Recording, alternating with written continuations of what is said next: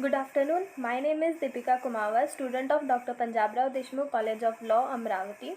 Class LLB 5 years 3rd sem. My subject of presentation is labor, presented to Dr. Apeksha Bumbar. First, we will see the index. We will discussing on first meaning, second features of labor, third division of labor, fourth types of division of labor, fifth advantages and disadvantages of division of labor, and at last we see the conclusion. Meaning of labor. The term labor is used in wider sense in economics. According to S.E. Thomas, labor consists of all human efforts of body or of minds which are undertaken in the expectations of reward. This definition includes the following 2 points.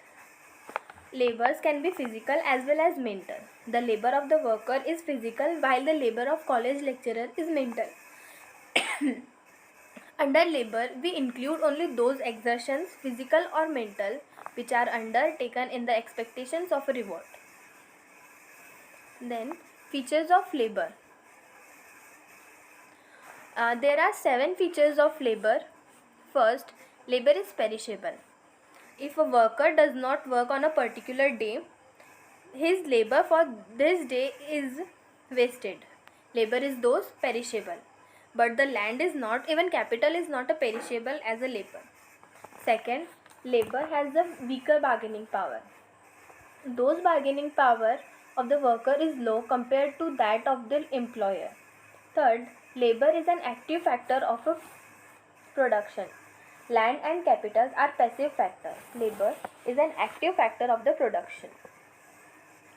Neither land nor capital can yield much without labor. Fourth, labor cannot be separated from the laborers. This peculiarity is found in the labor alone. Capital can be separate from the capitalist, labor can be separate from the landlord, but the labor cannot be separated from the laborer.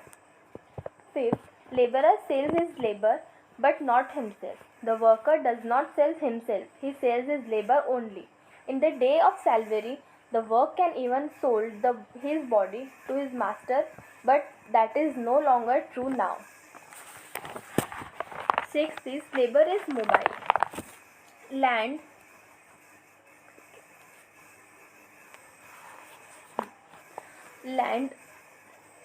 lacks mobility. Certain types of capitals in the form of factory, buildings, etc. is also immobile. Labor is only a factor which is mobile, can be moved from place to place, from one occupation to other occupation. Seventh is supply of labor inelastic. The supply of labor cannot be increased nor reduced easily and quickly. Hence, there is no rapid adjustment of the supply of labor to its demand. In depression, when the demand for labor falls off, the supply of labor cannot be reduced easily. During the war, when the demands for labor increase, its supply cannot be increased quickly, when the result that wages register an increase. Next, division of labor. Meaning, under the division of labor, the works of production is split up into several smaller process and sub-process. Each sub-process is then allotted to groups of workers according to their ability, capacity and training. Those division of labor may be defined as the splitting up of the work of production into process and sub-process allotted to the workers according to their ability, capacity and training. Next is types of division. There are 3 types of division of labor. First, simple division of labor. Second, complex division of labor. And third is territorial division of labor. First, simple division of labor. When the society itself is divided into major groups of the basic of occupation, and if each section concentrates on one occupation, it may be called as simple division of labor. For example, specialization by occupations like lawyer, carpenter, etc. Second is complex division of labor. The production of a commodity is divided into number of process and sub-processes, and each process is carried out by a separate group of people. For example, cloth making, shipping, weaving, etc. Third is territorial division of labor. The specializations by a certain localities or cities or town in the production of some commodities. For example, Punjab specialize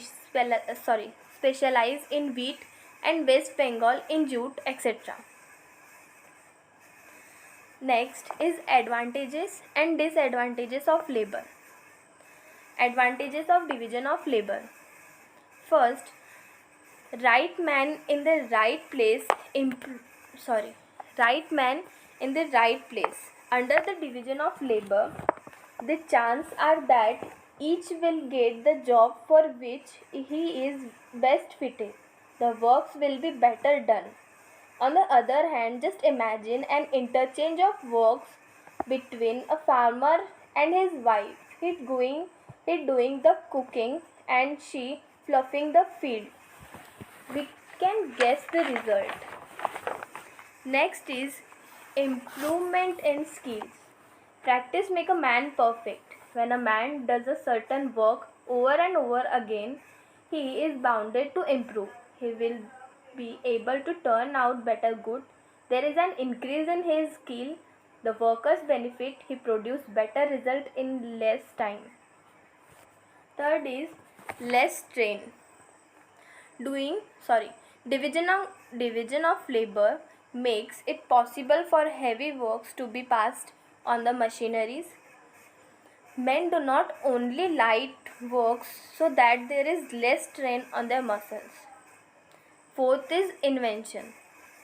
When a man doing the some work over and over again, some new ideas are bound to occur. This leads to inventions. These inventions make for economic progress. Fifth is cheaper things. On account of mass production made possible by division of labor and the use of machineries, cheaper things are turned out. Even poor person can enjoy them.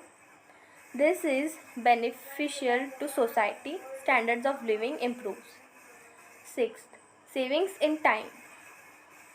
The worker has no longer to move from the process to another. He is employed on the same process. He therefore